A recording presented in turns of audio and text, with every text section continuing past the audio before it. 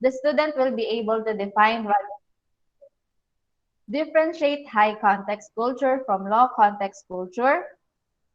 List at least 3 cultural practices that you're familiar with.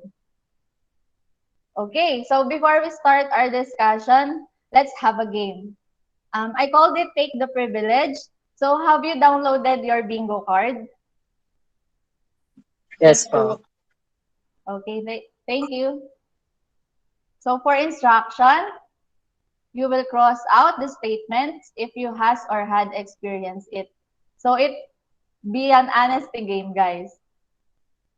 Then the person who get most cross out experience will be the winner and have a privilege to get a perfect score for the quiz later. Are you ready, guys? Yes po, ma'am. Okay. Yes po. So you need to cross out all what you have has or had experienced.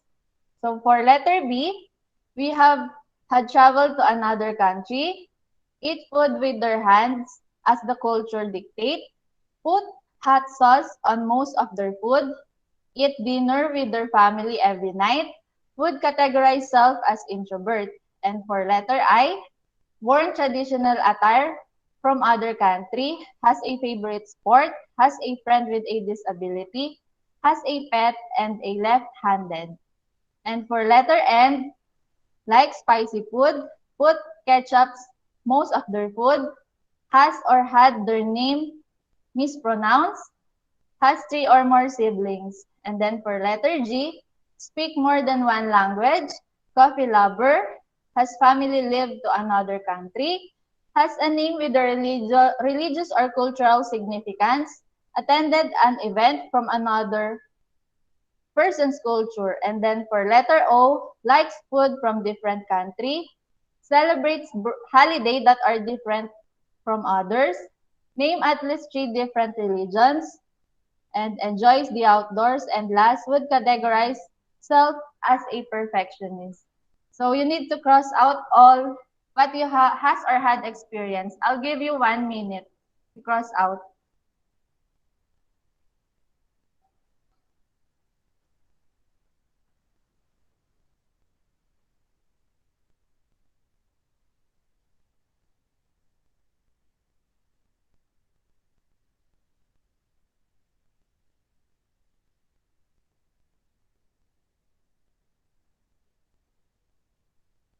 You can raise your hands or chat on our chat box if you're done.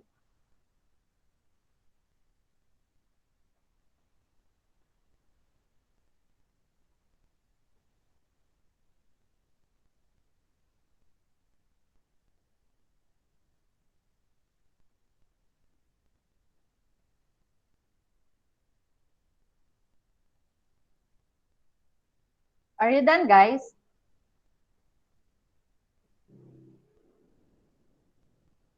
Okay, so Jim Boy is done. How many left in your cards?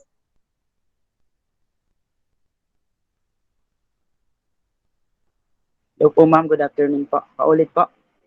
How many left on your cards? 7 po. Okay, 7. Thank you.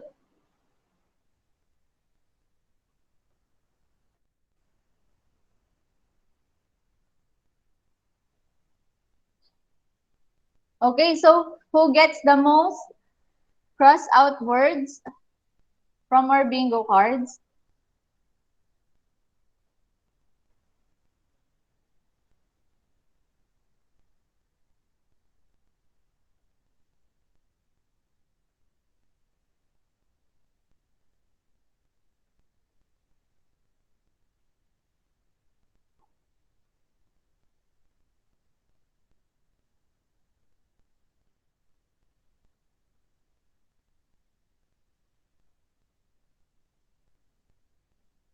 Okay, so you're almost done. Who get the most cross out words? How many are left?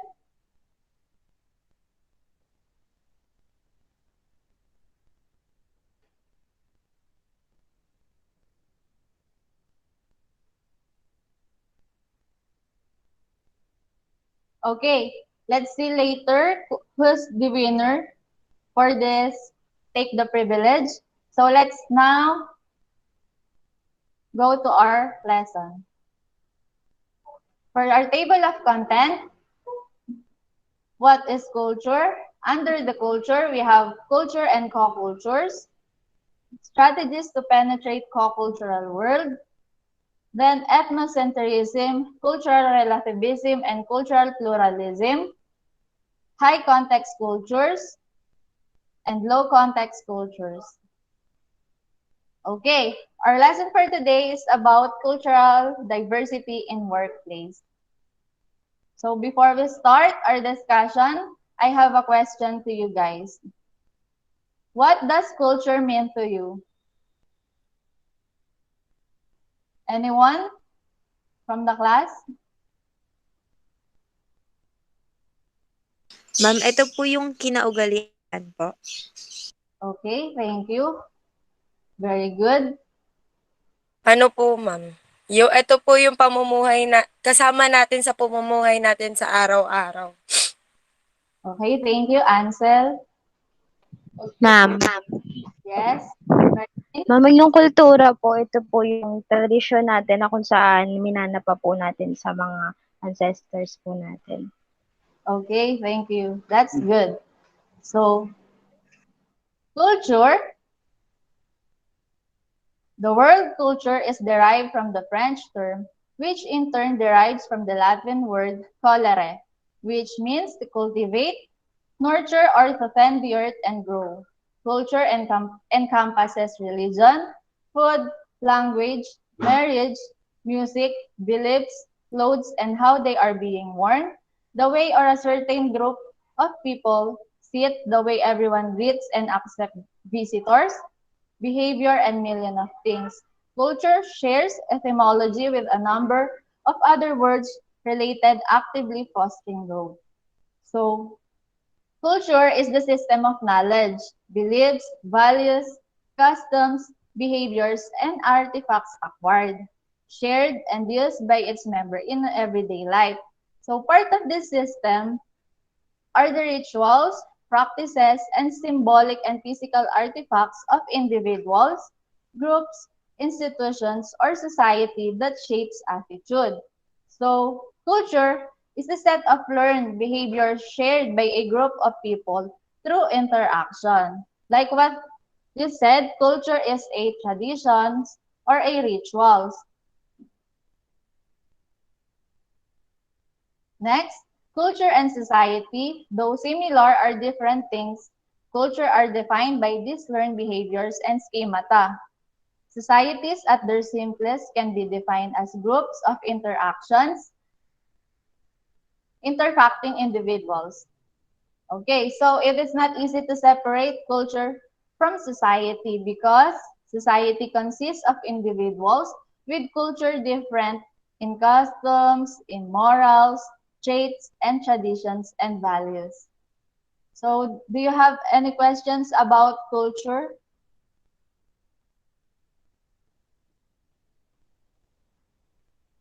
So, I can move to the next slide.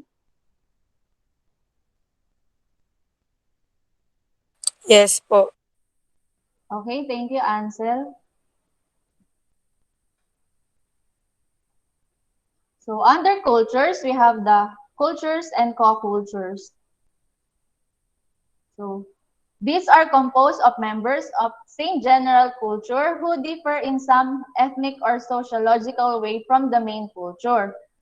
In the present society, these are the examples of co-cultures: African Americans, Hispanic Americans, Japanese Americans, the disabled or the PWD, gays and lesbians or the LGBTQ+, cyberpunks, and the elderly or the senior citizens are just some of the co-cultures belonging to the same general culture. So co-cultures is just a sub or a part of our cultures. Do you understand, guys? Do you have any questions? Wala naman po, ma'am. Okay, thank you. So next is Strategies to penetrate co-cultural world. First, we have assimilation. Can you read? Anyone?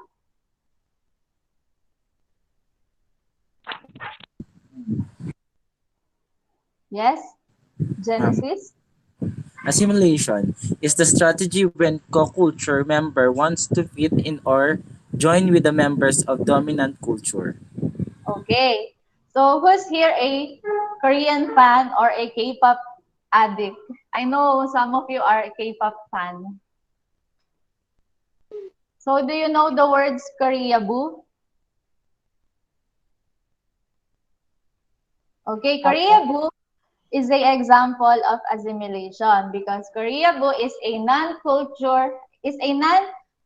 Korean person who embraces and join the culture of Korea. They adopt the Korean culture. That's a assimilation. Next, we have accommodation. Please read. Anyone? Ma'am, I'm gonna ma'am, Julian. Ma'am. Yes po, ma'am. So, accommodation is used when co-culture members attempt to maintain their cultural identity even while they strive to establish relationship with members of the dominant culture. Okay. Accommodation is used when co-cultures members attempt to maintain their cultural identity.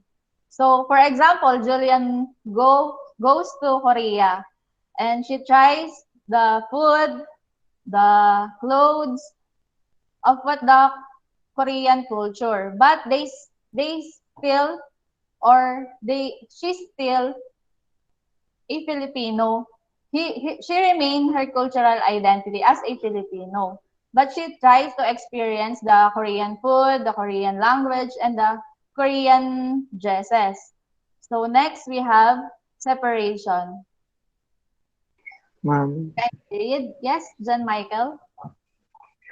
Separation. When co-culture members employ the strategy of separation, they tend to resist interacting with the other members they consider outsiders. Okay. For example of this, my friends and I will go to Korea again. So we try to experience their language, their foods, and their cultures. But I disabled or I tend to resist to try all that experiences because I don't want to be their part of the group. That's separation. Do you have any questions or violent reactions? wala po. Okay, so we can move to the next slide.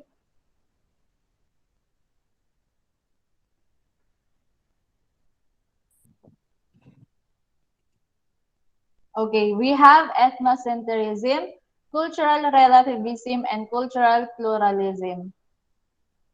So first, ethnocentrism. To see own cultures as superior to all others. This is also the key factor why most intercultural communications effort fail. People who are ethnocentric experience great anxiety in the interactions, different cultures. So ethnocentrism is judging another culture as inferior based on the values of your own culture. For example of this is a white American and a black African. They discriminate the black African because the white American knows themselves that they are superior. Okay, next is cultural relativism. Who wants to read? Ma'am, Anyone? Um, Yes, Charles? Ma'am. Cultural relativism. When people experience cultural relativism, they view the group to which they belong as superior to all others.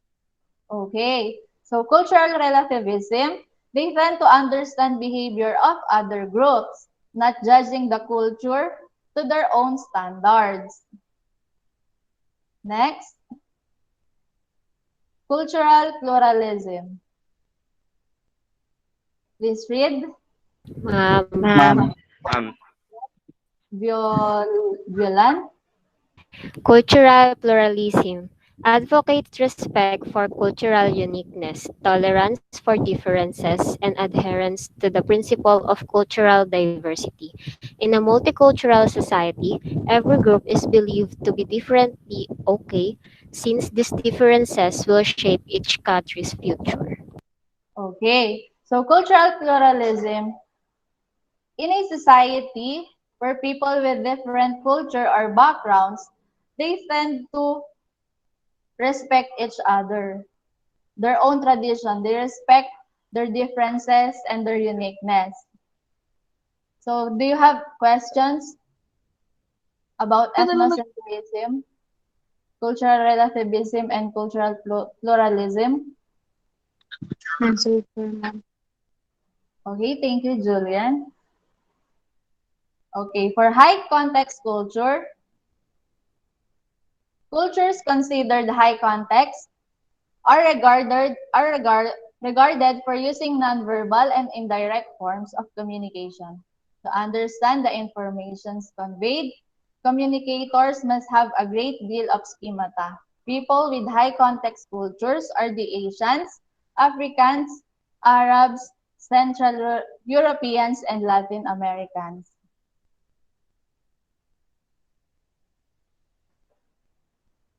So, high context culture, it is build a long relationship, leave much on the message unspecified, to be understood through context, nonverbal cues, and between the lines interpretation of what is actually said. It is refers to the societies or group where people have closer connections or a long period relationship.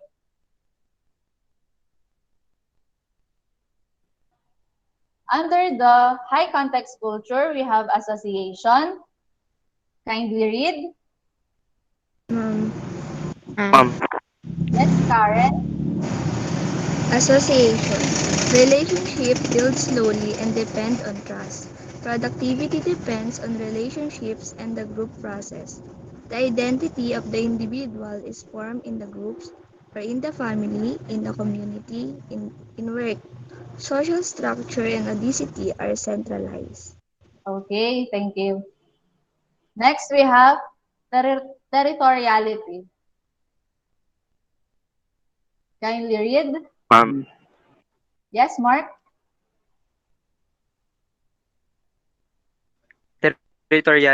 Territoriality. Species communal. Communicators forms a closely knit to connect within a territory. Okay, the space is communal. So it means space is communal. Communicator forms a closely knit to connect within the territory.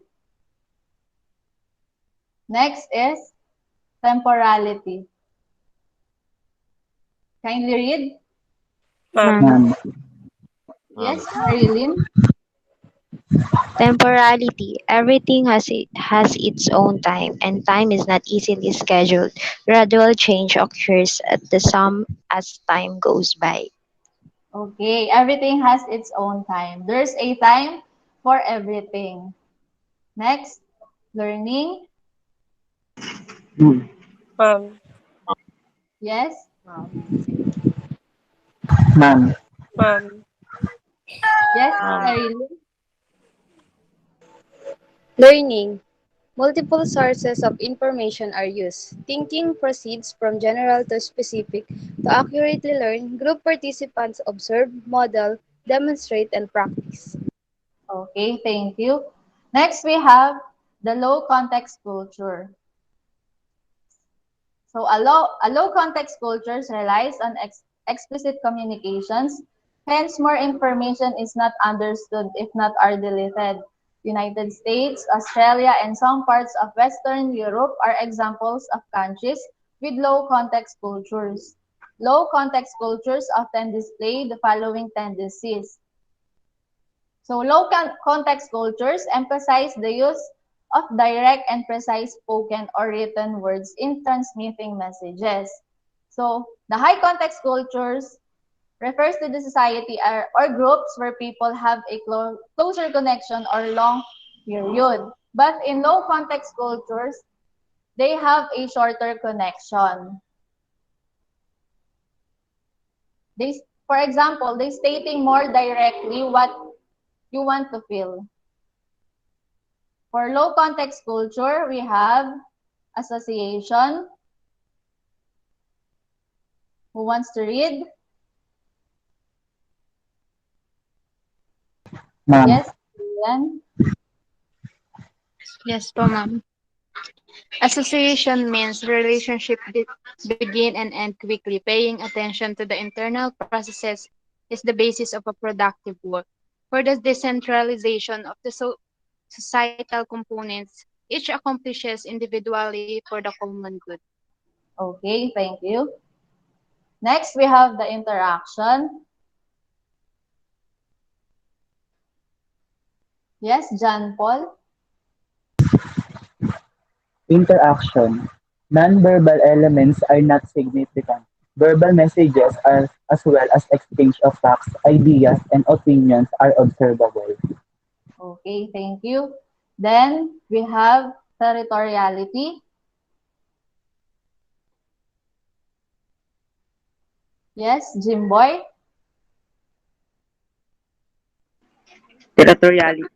Space is compartmentalized. Privacy is important, so people stand farther apart. Okay. Next, temporality. Ma'am, Yes, Ansel.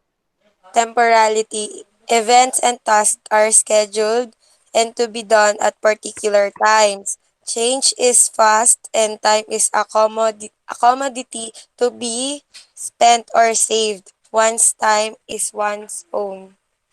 Okay. And last one, learning. Yes, Ma'am, Ian. Learning. One source of information is used. Thinking begins with specific message to general information. Learning takes place through others' direct explanation. Okay, thank you. So the difference between high context and low context cultures are easy to observe. For example, a family members openly share experiences requiring few words due to common understanding. While in the high context cultures, time is unlimited. People within the workplace can indirectly express what they want to say without hurrying. So, can you give the difference between high context culture and low context culture?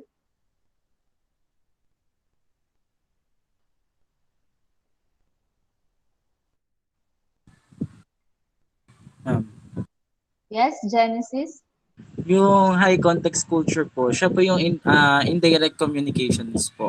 Tapos po yung low context, siya naman po yung direct communication po. Okay, that's good. Thank you.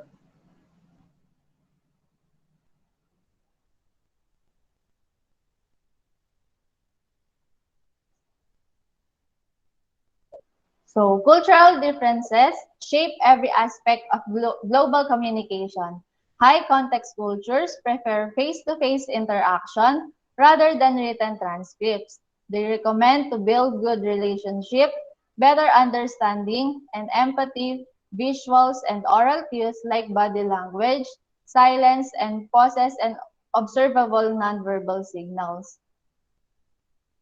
The low context cultures emphasize the use of direct and precise spoken or written word in transmitting message. Like Genesis what said, high context cultures is indirect and then the low context cultures is direct. So here are the tables that we can define the difference between high context cultures and low context cultures. For the high context cultures, we have indirect communication. Then for the low context cultures, direct and specific communication. Fewer words, more or nonverbal clues. Then for the low context, high value on words rather than nonverbal clues. Then we have the simple and ambiguous messages, structured messages with technical details. Then high context cultures, we have very verbal per people seen as attractive, smiling associated with nervousness. And then for low context cultures, we have informal frequent smiles and frequent use of hand gestures and facial expressions. Then preference to long-term relationship and underlying messages. Then for the low context cultures, we have temporary personal relationships. For the high context, again, we have long-term view of time and then short-term view of time. Appointments are generally considered flexible. And for the low context cultures, emphasis on appointments on time, management of schedules, and vogue and non-confrontational language is preferred. For the low context cultures, focus on getting a job done, being specific and goal attainment, and then honor and respect more important than business, adjourn power and position. For personal relationship, not considered that much ideas and people are assumed as equals. Then private networks are used to obtain information. Information is made accessible readily, shared with others. Value, family and group authority. And then for the low context cultures, individualism value. So you have any questions about high context cultures and low context culture?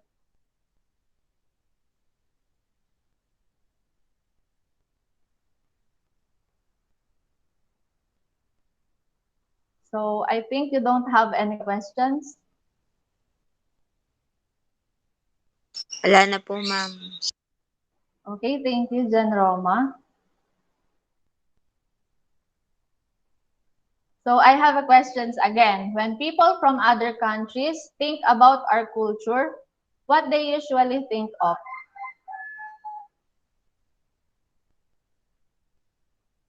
Anyone?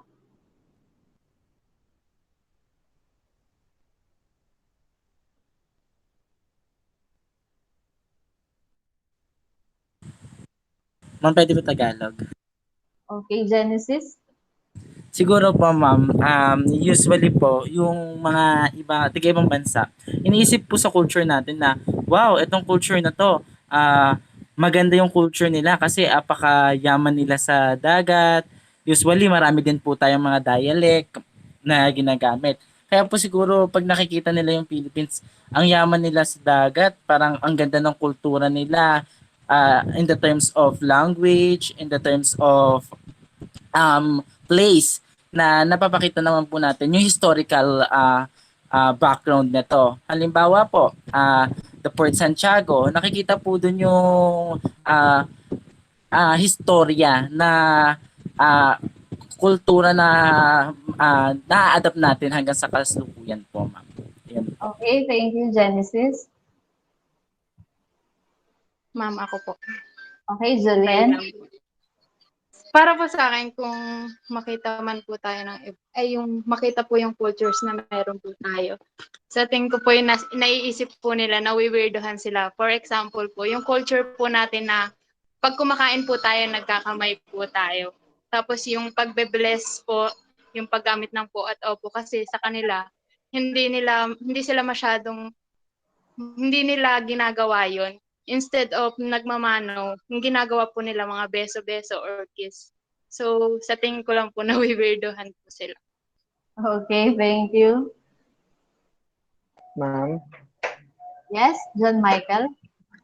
para po sa akin yung magiging think po nila about regarding po dun sa countries natin is yung syempre po katulad po nung sa high culture, sabi po doon is yung face-to-face interaction po. So syempre po akala po nila kung titingnan po nila yung kultura natin gaya nga po ng sinabi ni Julian with the interaction of using of po and opo, pagmamano. So yung think po nila sa culture natin ay napakagandang tradisyon. Pero sa totoo lang po, meron din po tayong low context culture na emphasize na minsan direct po nating pinakikita sa kanila na kahit po sa mga simpleng tanawin lang po, makikita na po kagad nila doon na yung kultura at pamumuhay pa lang po kagad natin na kahit po hindi direct people to people, eh makikita po kagad nila na yung culture natin at kung ano po yung meron yung country natin ay maganda at maayos po. Okay, thank you, John Michael.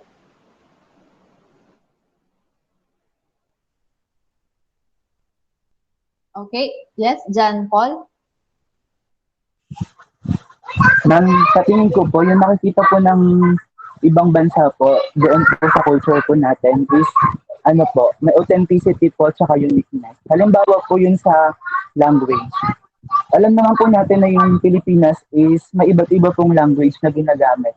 So, parang yung ibang bansa po, pag may iba't iba pong nakakausap na tao from other place ng Pilipinas, na ano po sila, na-amaze po sila na may iba't iba po palang lengguwahe. Hindi lang po English o hindi lang po Tagalog, may mga Kapampangan pa po, Bicolano. So, ayun po, na meron po silang, na-amaze po sila about doon sa language po natin. Okay, thank you. Yes, Karen. Ma'am, nakikilala po tayo bukod pa po sa mga pagkain, sa mga lugar o sa mga artifacts po na naano natin. Yun naman po yung sa pagilan po sa ugali, yung pagiging masayahin po. Katulad po di ba sa may Bagyo, doon po tayo sikat na may mga Pilipino pa rin po na masaya kahit nasa gitna sila ng mga problema, yung mga ganun po. Okay, thank you.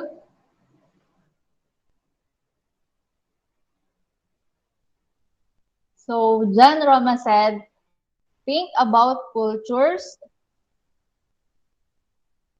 Okay, wait. Things about culture is masayahin dahil ang mga kapwa natin ay ang pagiging masayahin dahil ang dami, sa dami ng problema nakukuha pa din sumaya. Okay, thank you. From Nora May, kapag naiisip nila ang ating bansa, maiisip nila na ang pagiging masiyahin at magalang ng bawat Pilipino. Okay. Thank you guys for your answers. And now for our activity. Can you give at least 3 cultural practices you've known or familiar with? You can chat your answers on the chat box or you can raise your hand.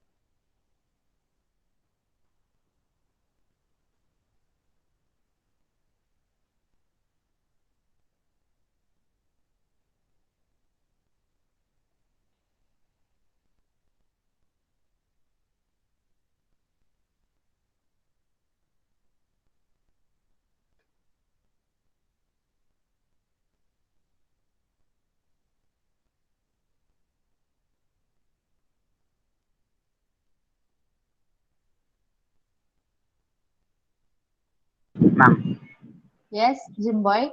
ano po, yung pag, ano po, yung tag nito, pag, ano po ng mga piyesta, then, pan, yung paniniwala po sa mga pamahiin, then, isa pa po na, ano, na mas kilala tayo sa culture na to is, dun po sa, ano, sa pananamit po natin.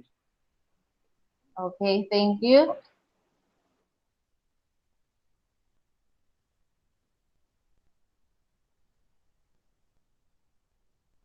Ma'am, Yes?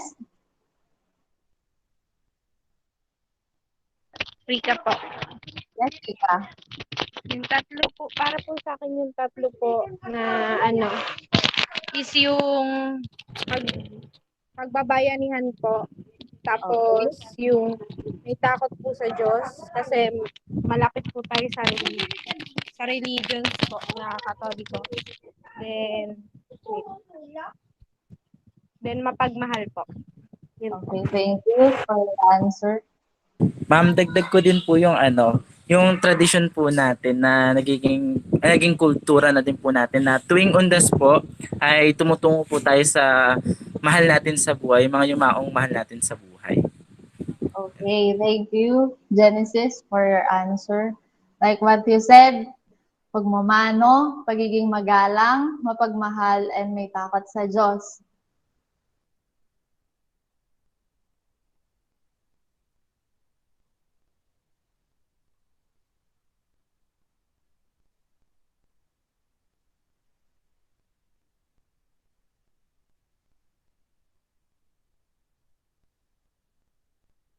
Okay, as I've said on the game before, who get the most cross out words will have a privilege to not take the quiz.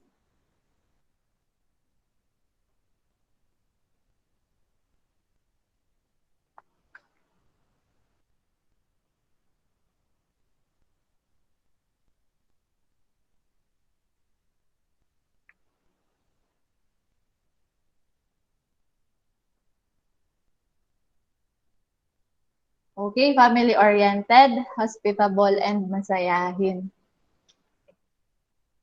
Thank you, Joseph, for your answer.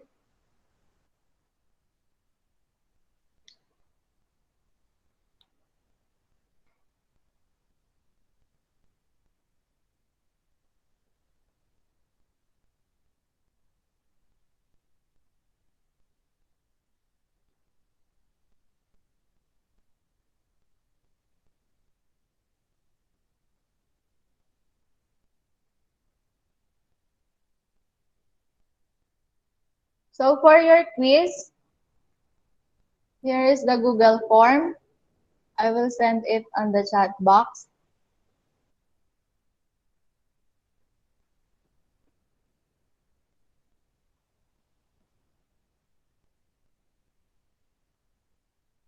The one who will win on the Take the Privilege game will not answer the quiz.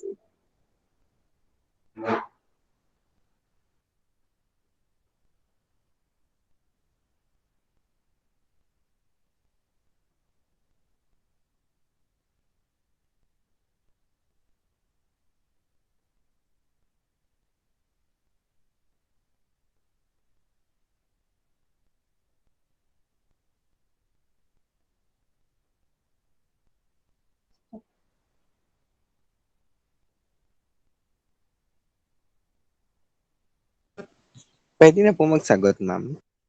Okay, Charles, you can go answer the quiz.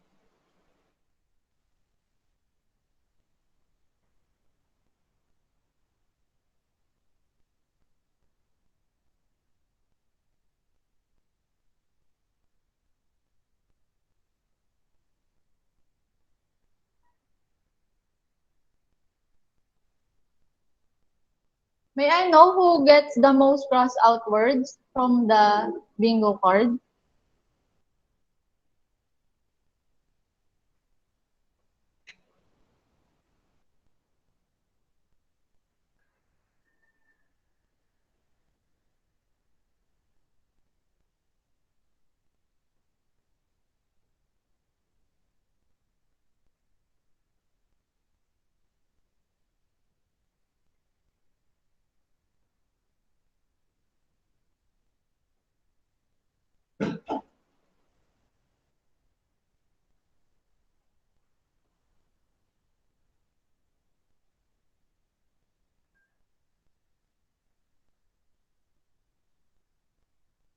So Julian left 5 statements. Am I right?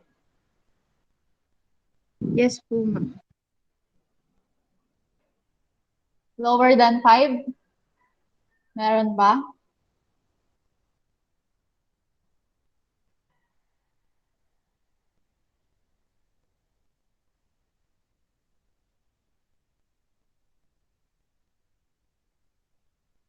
So Layla also got 5.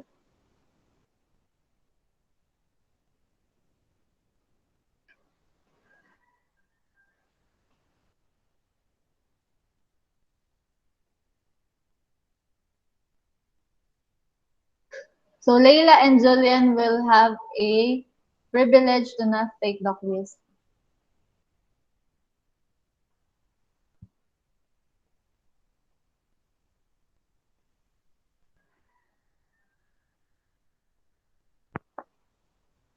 So thank you guys for participating.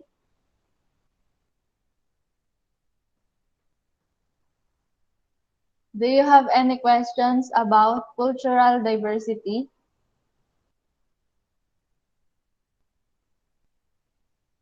Wala na po, ma'am. Okay, thank you, Jan Roma.